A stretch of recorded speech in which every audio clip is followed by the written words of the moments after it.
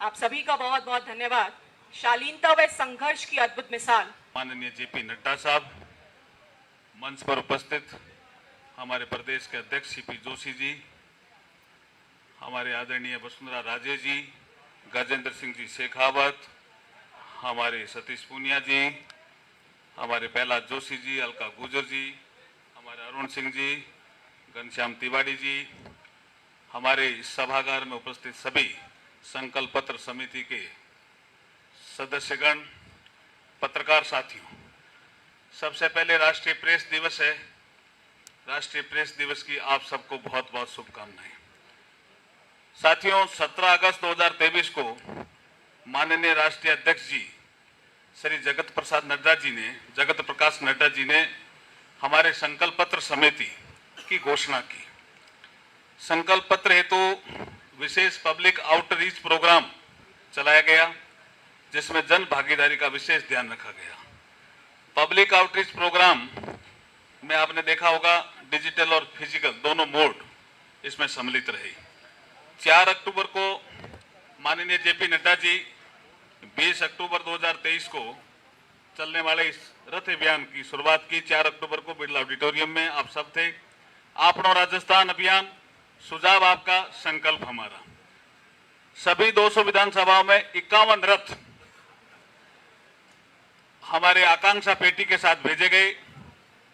चौपाल में एलईडी रथ यात्रा, एलईडी रथ सभाएं, आपनो राजस्थान सम्मेलन, घर घर जनसंपर्क, email, WhatsApp, miss call, website, इन सब के माध्यम से सुझाव आमंत्रित किए गए। करीब करीब 1 करोड़ नागरिकों से सुझाव प्राप्त हुए।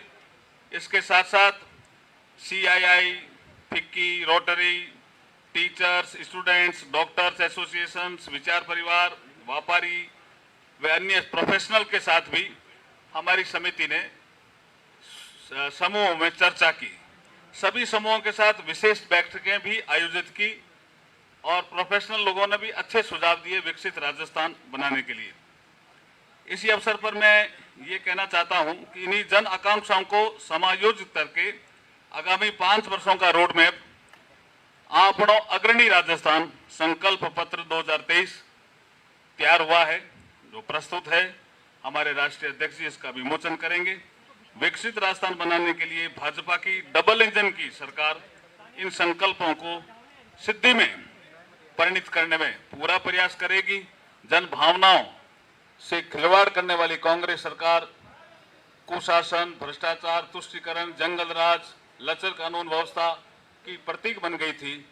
हमने इस संकल्प पत्र में उनका भी समाधान करने के लिए प्रयास किया है। हम सुशासन देंगे और विकसित राजस्थान बनाएंगे। इन्हीं भावनाओं के साथ मैं पुनः राष्ट्रीय अध्यक्ष जी का बहुत बहुत स्वागत करता हूं और अभिनंदन करता हूं। धन्यवाद। सरल सहज स्वभाव के धनी हम सबका नेतृत्व कर रहे हैं आदरणीय प्रदेश अध्यक्ष सीपी जोशी जी से मैं निवेदन करूंगी कि वो उद्बोधन के लिए पधारें।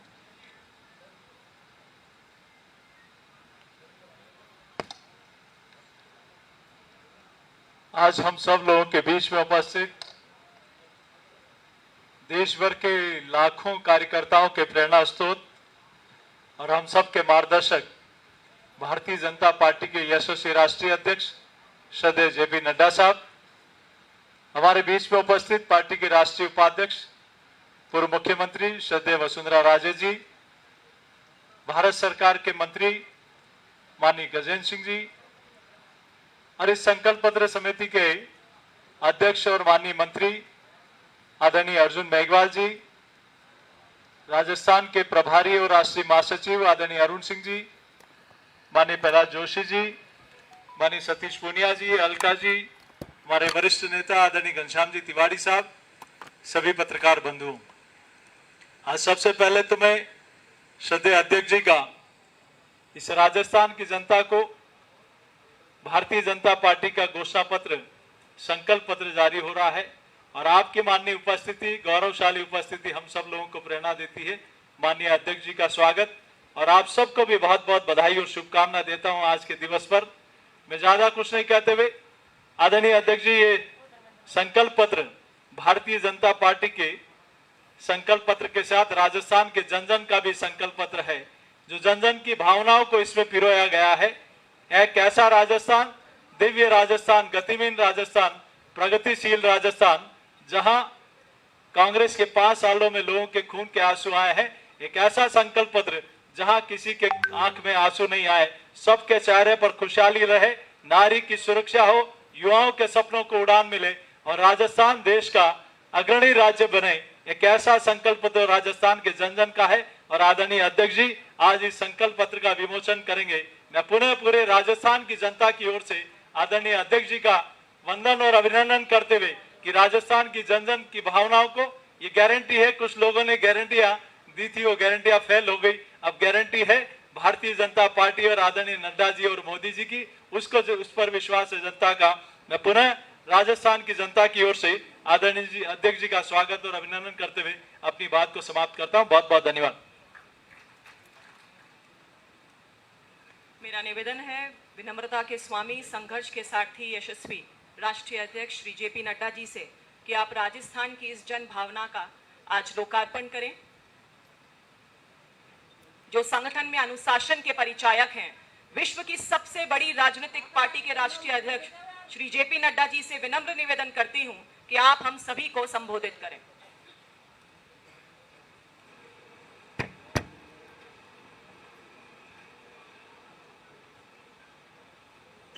आज के इस भारतीय जनता पार्टी के संकल्प पत्र के लोकार्पण के अवसर पर मंच पर उपस्थित हमारे प्रदेश के अध्यक्ष श्री सीपी जोशी जी, हमारी वरिष्ठ नेत्री जिन्होंने राजस्थान को 2 बार नेतृत्व किया, श्रीमती वसुंधरा राजे जी, प्रहलाद जोशी जी, हमारे प्रभारी अरुण सिंह जी, सरकार में भारत सरकार में मंत्री गजेंद्र सिंह जी, अर्जुन राम मेघवाल जी, सतीश पुनिया जी, अलका गुर्जर जी, सम्मानित मंच और मेरे मीडिया के सभी वरिष्ठ पत्रकार बंधु।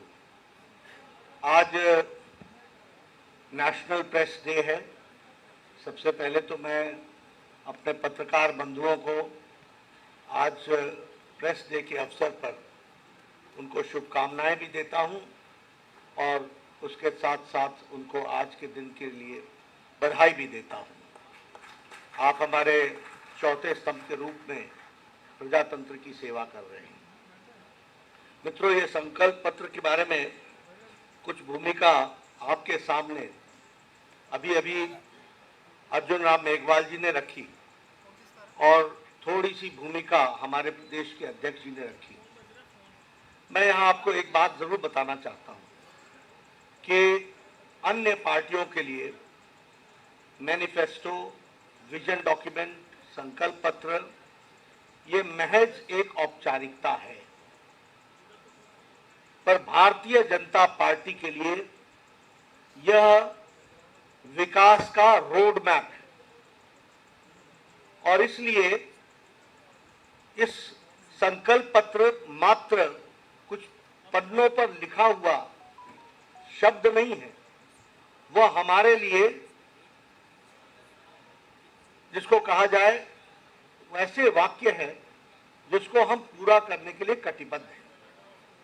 और मैं कहने के लिए नहीं कह रहा हूं, हमारा इतिहास इस बात का साक्षी है कि जो हम लोगों ने कहा वो करके दिया, जो नहीं कहा था वो भी करके दिया है। इसलिए ये घोष वाक्य जो हमारा संकल्प पत्र का है, उस घोष वाक्य को हम पूरा करने का ये समर्पित है। और इसीलिए आपने देखा होगा कि इस पर ड्यू डिलिजेंस हुई। अभी आपके सामने डिटेल में अर्जुन राम जी ने बताया कि कितने सजेशंस आए और कैसे ये कार्यक्रम हुआ है। दूसरी बात मैं कहना चाहूंगा कि इस अवसर का उपयोग करते हुए what is the difference between BJP and Congress party, इसको भी मैं यहां स्पष्ट करना चाहता हूं।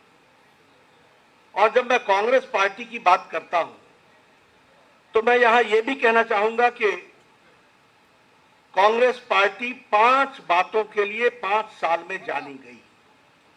पहला, भ्रष्टाचार, और भ्रष्टाचार में नंबर 1। दूसरा, बहन बेटियों और माताओं का अपमान, नारी सम्मान के साथ खिलवाड़ और महिलाओं के क्राइम में नंबर 1, किसानों का तिरस्कार। डिटेल में मैं बाद में आऊंगा, लेकिन this is the only state जहां बिजली का दर सबसे महंगा और पेट्रोल और डीजल पर वैट सबसे ज्यादा। अगर मैं बात करूं युवाओं की, तो जितने पेपर लीक्स यहां हुए, इसने रिकॉर्ड तोड़ा है। और जहां गरीब और पिछड़ों की बात है, उनके साथ अत्याचार हुआ है। इसलिए 5 बातों के लिए जाना जाता है: भ्रष्टाचार, बहनों बेटियों का तिरस्कार, किसानों का तिरस्कार, युवाओं के भविष्यों से खिलवाड़ और गरीब लोगों के साथ अत्याचार। अगर मैं घोटालों की बात करूं, भ्रष्टाचार की बात करूं, तो इन्होंने वृद्धा पेंशन योजना में भी घोटाला करने से पीछे नहीं रहे और 450 करोड़ रुपए का उसमें भी घोटाला कर दिया। मैं एक ही वाक्य में आपको बताना चाहता हूं, मुख्यमंत्री अशोक गहलोत के परिवार का 11,000 करोड़ रुपीस का कॉन्ट्रैक्ट रिसीव हुआ है फैमिली से। यह बताता है कि कांग्रेस किस तरीके से परिवारवाद, वंशवाद, भ्रष्टाचार इनको बढ़ाती है और अशोक गहलोत उसका एक सैंपल है। जल जीवन स्कैम, जल जीवन जेब भरो स्कैम बन गया और लगभग 20,000 करोड़ रुपए का उसमें घोटाला हुआ। अगर मैं बहन बेटियों की बात करूं, तो 10,92,000, nearly 11 lakh cases have been registered against women in last 5 years, 5 सालों में। एनसीआरबी के रिकॉर्ड में राजस्थान रेप में नंबर 1 पर है और national crime bureau, record bureau इस बात को पुष्टि करता है। उसी तरीके से लास्ट फ्यू मंथ्स में, यानी 2-3 महीने में 118 माइनर रेप केसेस हुए। और अगर किसानों की बात करें, तो कर्जमाफी आपको मालूम है, उसमें वादा खिलाफी हुई। लगभग 19,400 किसानों की भूमि को कुर्क किया गया है। फर्टिलाइजर स्कैम, उसमें अशोक गहलोत जी के ब्रदर ने, भाई ने सब्सिडाइज फर्टिलाइजर को एक्सपोर्ट किया। ये नए तरीके, नए आयाम के भ्रष्टाचार हमको देखने को मिल रहे हैं।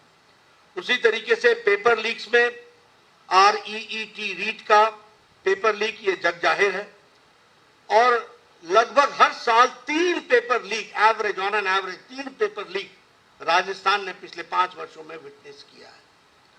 गरीबों की बात करें तो दलितों पर, हमारे अनुसूचित जाति भाइयों पर और अनुसूचित जनजाति भाइयों पर 8,000 केसेस रजिस्टर हुए हैं। और उसी तरीके से यहां पर असहिष्णुता, स्यूडो सेकुलरिज्म के नाम पर कुछ लोगों के पूज्य स्थान पर बुलडोजर चलाना और कुछ लोगों को सर तन से जुदा होने के लिए नारे और रैली करने के साथ साथ उसको बढ़ावा देना, यह भी हम लोगों ने राजस्थान की धरती पर देखा। जो राजस्थान शांत प्रिय राजस्थान जाना जाता था, जो राजस्थान सद्भाव के लिए जाना जाता था, आज वहां ऐसी आवाजें उठ रही हैं। मैं यहां पर आपको यह भी बताना चाहता हूं कि भारतीय जनता पार्टी ने कोशिश की, राष्ट्रीय भारत की सरकार के द्वारा, कि राजस्थान को जितना संभव हो सके उतना हम उसको मुख्य धारा में शामिल करें।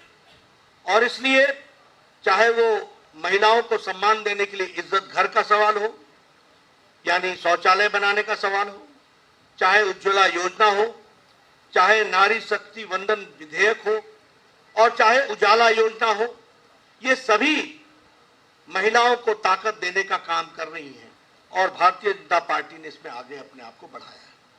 उसी तरीके से अगर किसानों की बात करें, प्रधानमंत्री फसल बीमा योजना, प्रधानमंत्री किसान सम्मान निधि, neem coated urea, soil health card, each drop more crop, ये सारी योजनाओं के तहत किसानों को आगे बढ़ाने का काम किया है।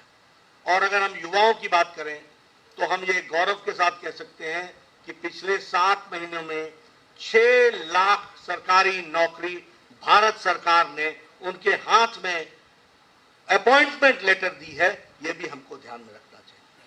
अगर मैं गरीबी की बात करूं तो प्रधानमंत्री गरीब कल्याण Anna Yojana 80 crore people are getting 5 kilo rice और 5 किलो व्हीट और 1 किलो पल्स। और आज भारत की गरीबी, मैं नहीं कह रहा हूं, इंटरनेशनल मॉनेटरी फंड कहता है, IMF कहता है कि भारत की गरीबी बीपीएल से, बिलो पॉवर्टी लाइन से ऊपर उठने वालों की संख्या 13.5 करोड़ है। और IMF ही कहता है कि अति गरीबी भारत में now it is less than 1%। तो प्रधानमंत्री गरीब कल्याण अन्न योजना का बहुत बड़ा उसमें योगदान है। और SC/ST अमेंडमेंट एक्ट को ला करके हमारे अनुसूचित जाति और अनुसूचित जनजाति भाइयों को भी मुख्य धारा में लाने का प्रयास किया है। मैं ये भी आपको बताना चाहूंगा कि कांग्रेस पार्टी के टाइम में पिछले 5 सालों में गहलोत सरकार ने जो भारतीय जनता पार्टी के द्वारा किए गए कार्य थे उनको रुकावटें तो पहुंचाने का प्रयास किया ही, लेकिन उन सब के बावजूद आज भारत बढ़ करके आगे आया है और राजस्थान को भी भारत सरकार ने भरपूर मदद देने में कोई कमी नहीं छोड़ी है। यह भी मैं आपके सामने बताना चाहता हूं। और जब मैं इस पर बताना चाहता हूं तो आपको बताऊंगा कि सिर्फ राजस्थान में 44,000 crore rupees have been spent on Bharat Mala project and 2,400 kilometre के रोड का कंस्ट्रक्शन हो रहा है। लास्ट 5 इयर्स में प्रधानमंत्री ग्रामीण सड़क योजना में रूरल रोड्स में 11,000 किलोमीटर रूरल रोड बनाई गई है। उसी तरीके से प्रधानमंत्री जी ने उद्घाटन किया दिल्ली दौसा लालसोट सेक्शन का, जो दिल्ली मुंबई एक्सप्रेस वे का पार्ट है, और उसमें 12,000 करोड़ रुपए खर्च हुए। यानी इंफ्रास्ट्रक्चर के लिए जो भारत सरकार कर सकती है उसको करने में कोई कमी नहीं छोड़ी है। उसी तरीके से रेलवे में 14 टाइम्स बजट राजस्थान का बढ़ गया है और उसी तरीके से 75% of the railway routes in Rajasthan is now electrified. तो जो भारत सरकार की तरफ से हो सकता था वो पूरा करने का प्रयास हुआ है। वंदे भारत एक्सप्रेस दिल्ली अजमेर, उदयपुर जयपुर, जोधपुर साबरमती, ये सारे वंदे भारत एक्सप्रेस जयपुर और राजस्थान को सपोर्ट करते हैं। उसी तरीके से कोटा में 6,000 करोड़ रुपीस का ग्रीन एयरपोर्ट, ग्रीनफील्ड एयरपोर्ट बनने की तैयारी है और उसका सैंक्शन हो गया है। बीकानेर, जैसलमेर और किशनगढ़ एयरपोर्ट्स को ऑपरेशनल कर दिया गया है और जयपुर, अजमेर, कोटा और उदयपुर ये स्मार्ट सिटी के रूप में डेवलप किए जा रहे हैं। उसी तरीके से 9,000 करोड़ है वो पंचायती राज इंस्टीट्यूशंस को आगे बढ़ाने के लिए किया गया है। एक बात मैं और बोलना चाहूंगा, क्योंकि बतौर प्रधानमंत्री जी के आशीर्वाद से जब मैं स्वास्थ्य मंत्री रहा और उसके बाद मेरे स्वास्थ्य मंत्रियों ने राजस्थान को पिछले 9 सालों में 23 मेडिकल कॉलेजेस दिए हैं, जिसमें से 11 मेडिकल कॉलेजेस आर ऑपरेशनल, वो कमीशन हो गए हैं। ये भी हमको ध्यान में रखना चाहिए। इसी तरीके से हर एक दृष्टि से इंफ्रास्ट्रक्चर में जो भारत सरकार कर सकती थी वो करने का प्रयास हुआ है। लेकिन हम डबल इंजन की सरकार चाहते हैं और आपके माध्यम से पत्रकार बंधुओं मैं निवेदन करना चाहता हूं कि ऊपर भारत सरकार मोदी जी के नेतृत्व में चल रही है, लेकिन यहां पर जो तुष्टीकरण वाली सरकार है, जो पेपर लीक वाली सरकार है, जो भ्रष्टाचारी सरकार है, जो घोटाले वाली सरकार है, जो महिलाओं का अत्याचार करने वाली सरकार है, उसको हटाना आवश्यक है। और वो इसलिए ताकि जनता को सीधे लाभ पहुंच सके। और जब मैं जनता को सीधे लाभ पहुंचाने की बात करता हूं तो मैं ये भी बताना चाहूंगा कि प्रधानमंत्री आवास योजना में जहां हम लोगों ने मोर देन 14 लाख आवास के लिए घर सैंक्शन किए, उसमें मैं आपको ये बताना चाहता हूं कि 9,22,000 परिवारों का नाम शामिल गहलोत सरकार ने नहीं किया है जो पात्र है।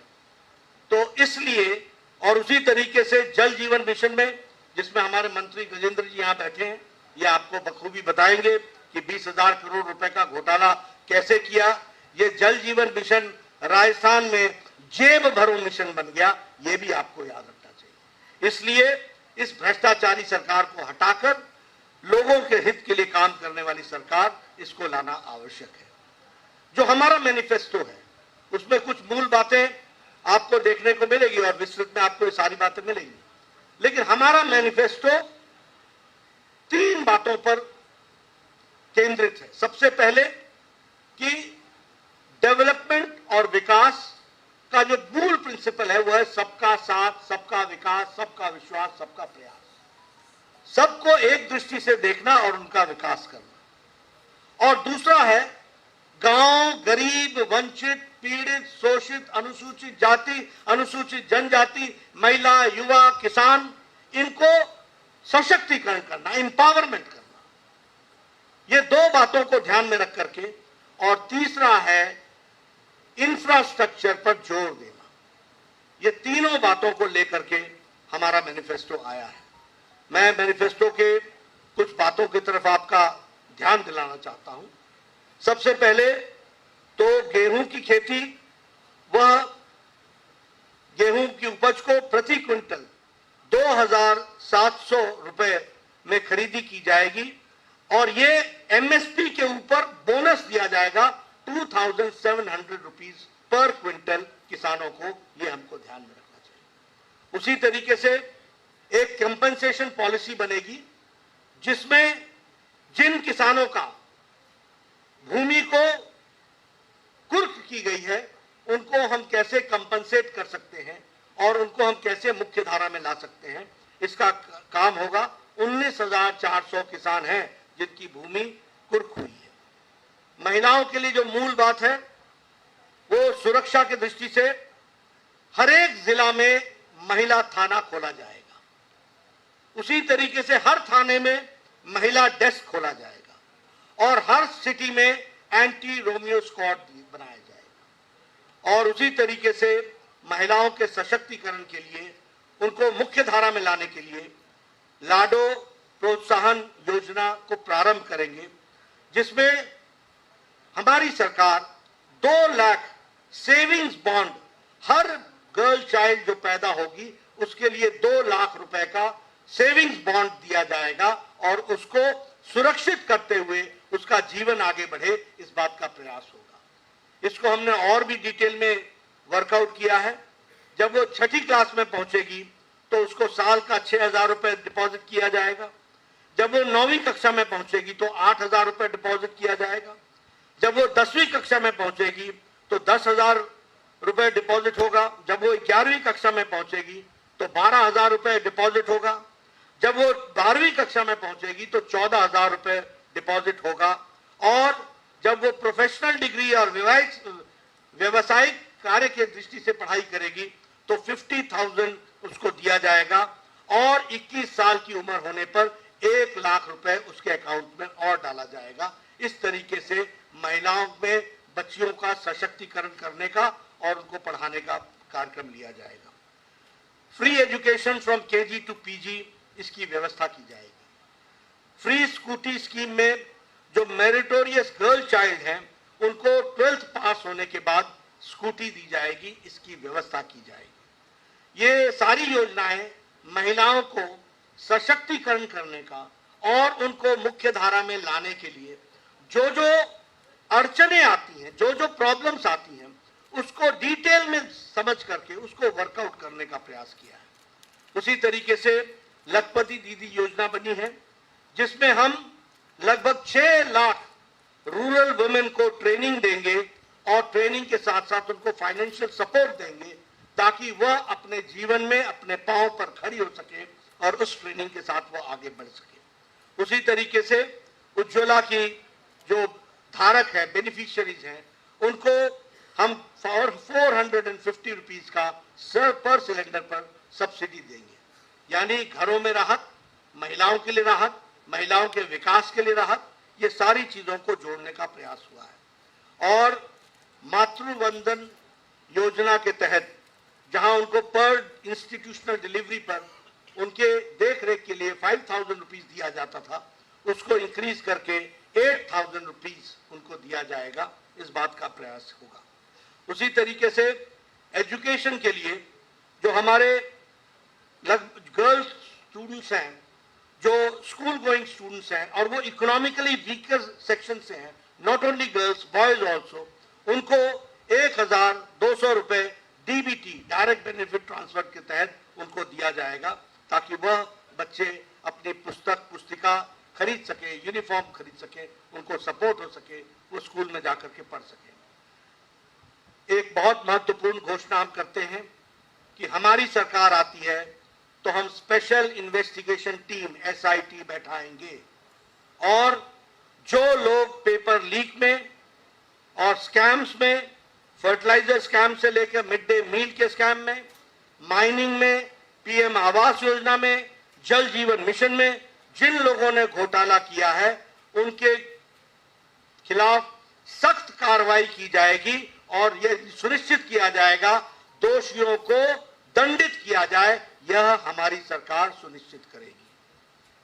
टूरिज्म की दृष्टि से हम एक कॉर्पस फंड 2,000 करोड़ रुपए का बनाएंगे और उसमें हम टूरिज्म को कैसे बढ़ावा दिया जा सकता है, राइट फ्रॉम टूरिस्ट फैसिलिटी से लेकर के टूरिज्म से जुड़े हुए लोगों की स्किल ट्रेनिंग से लेकर के टूरिज्म के स्कोप को बढ़ाते हुए डायरेक्ट और इनडायरेक्ट हमारी एम्प्लॉयमेंट 5 लाख यूथ को मिल सके थ्रू टूरिज्म, इस बात को भी हम प्रयास करेंगे। और इसी के साथ साथ एम्स की तर्ज पर, all India institute of medical sciences के तर्ज पर और इंडियन इंस्टीट्यूट ऑफ टेक्नोलॉजी के तर्ज पर हर डिवीजन में एक Rajasthan institute of technology and Rajasthan institute of medical sciences, ये हर डिवीजन में खोला जाएगा। और इसके साथ साथ हम 2.5 लाख गवर्नमेंट जॉब्स यूथ के लिए इस स्टेट में 5 साल में मुहैया कराएंगे, गवर्नमेंट जॉब्स करेंगे। ये बात भी हम आपको बताना चाहते हैं। जहां तक गरीब कल्याण का सवाल है, अगले 5 साल तक प्रधानमंत्री गरीब कल्याण अन्न योजना जारी रहेगी और इसी के साथ साथ भामाशाह हेल्थ इंफ्रास्ट्रक्चर मिशन के तहत 40,000 करोड़ रुपीस हम अगले 5 साल में इंफ्रास्ट्रक्चर पर खर्च करने वाले हैं। यहाँ के हेल्थ सिस्टम का हार्डवेयर ठीक हो, इसके लिए खर्च करने वाले हैं। और इसके साथ साथ हम डॉक्टर्स और पैरामेडिक्स को 15,000 डॉक्टर्स की अपॉइंटमेंट और 20,000 पैरामेडिक्स की अपॉइंटमेंट, इसकी भी हम व्यवस्था करेंगे। इसके साथ साथ जैसा टूरिज्म का स्कोप है, इसके लिए कल्चर एंड टूरिज्म को हम बढ़ावा देने के लिए हम रीजनल हेरिटेज सेंटर्स, इसको हम डेवलप करेंगे और इसमें 800 crore rupees will be spent. और इसमें हम local culture, local folk dance, folk song, local literature, local cuisine, local dresses, यहां से लेकर के उनके कल्चर में जो जो महत्वपूर्ण चीजें हैं उसको दुनिया के सामने लाने का प्रयास होगा। और इसके लिए 800 करोड़ रुपीस खर्च होगा। और ये शेखावाटी में, धुंधार में, ब्रज में, हरोटी में, मेवाड़, मारवाड़, अजमेर, बीकानेर, इन सब जगह यहाँ के कल्चर को प्रमोट करने के लिए ये प्रयास होगा। इसी के साथ साथ हम मानगढ़ धाम को, इसको हम डेवलप करेंगे और मानगढ़ धाम को डेवलप करने के साथ साथ एक डेस्टिनेशन के रूप में जो यह एक सिंबल बनेगा कि हमारे आदिवासी भाइयों ने इस देश के लिए अपनी कुर्बानी कैसे दी है, इसको भी हम वहां बहुत अच्छे से बखूबी डिपिक्ट करेंगे। और हमारा गौरव में जो अनुसूचित जाति के द्वारा ट्राइबल कल्चर है, और वो ट्राइबल कल्चर ने मेन स्ट्रीम में भारत की भूमि के लिए, रक्षा के लिए क्या क्या किया और उनका सांस्कृतिक योगदान क्या है, इसको भी हम सामने रखने वाले हैं। इस तरीके से जैसा मैंने कहा कि लॉ एंड ऑर्डर की तरफ विशेष ध्यान, इंफ्रास्ट्रक्चर पर विशेष ध्यान, भारत सरकार की स्कीम्स पूरी की पूरी यहाँ पर लेटर और स्पिरिट में लागू हो, महिलाओं के सशक्तिकरण के लिए इंडिविजुअल महिलाओं को कैसे ग्रो किया जा सकता है, उनको कैसे सशक्तिकरण किया जा सकता है, उसकी चिंता, किसान को मेन स्ट्रीम में कैसे लाया जा सकता है, उसकी चिंता, और इसके साथ साथ युवाओं को रोजगार के साथ कैसे जोड़ा जा सकता है, इस बात को हम लोगों ने प्रतिलक्षित करने का प्रयास किया है। मुझे आप लोगों के माध्यम से राजस्थान की जनता से एक निवेदन करना है, और वो निवेदन ये है कि 5 साल का बहुमूल्य समय बहुत गुजर गया, बहुत पानी बह गया, विकास के बहुत से आयामों से राजस्थान की जनता वंचित रह गई और मानवता कराहता रहा है, मानवता मुसीबत में रही है। ऐसे समय में आज भारतीय जनता पार्टी, मजबूत सरकार और इस तरीके से देश को आगे बढ़ाने में जो राजस्थान का योगदान होना चाहिए, उस योगदान को लाने का एक संकल्प है, और इस संकल्प के लिए आप भारतीय जनता पार्टी कमल के निशान को आशीर्वाद आपके माध्यम से मिले, यही मेरा निवेदन है, यही मैं कहना चाहता हूं। धन्यवाद।